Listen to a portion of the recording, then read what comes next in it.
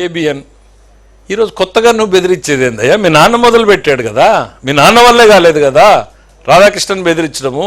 నీ రాజకీయ గురువు కేసీఆర్ ఇంతకన్నా 4 ఇంతలు చేశాడు కదా, నువ్వు చేశావు కదా, మళ్ళా కొత్తగా ఇంకా నువ్వేం చేస్తావు? అరే నీకు డెమోక్రసీ మీద ఏమాత్రం నమ్మకం ఉంది అనేటువంటిది ఆయన డైరెక్ట్గా నా ఛానల్ దమ్మున్న ఛానల్ అని చెప్పుకుంటాడు, ప్రజల కోసం మాట్లాడతాను అని చెప్తాడు. ఆయన అందరినీ రాస్తాడు. ఎవరిని వదిలాడు రాధాకృష్ణ గారు?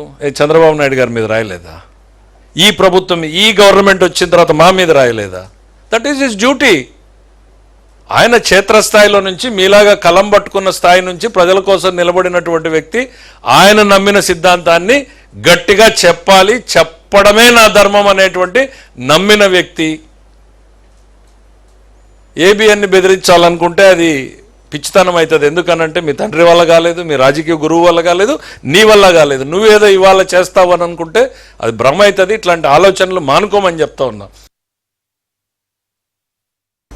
మదన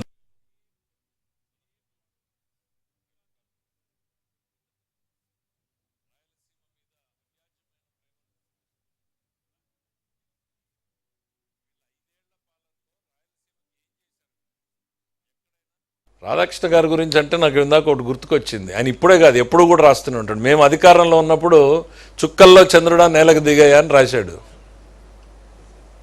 మరి ఆ రోజు ముఖ్యమంత్రి చంద్రబాబు గారు బాధపడలేదే?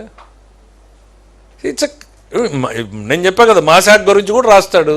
అందులో నిజం ఉందా లేదా?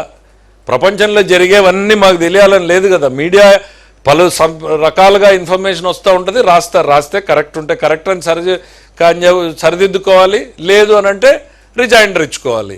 అది ఇడిచిపెట్టి చంపుతాం, నరుకుతాం, రప్ప రప్ప అని అంటే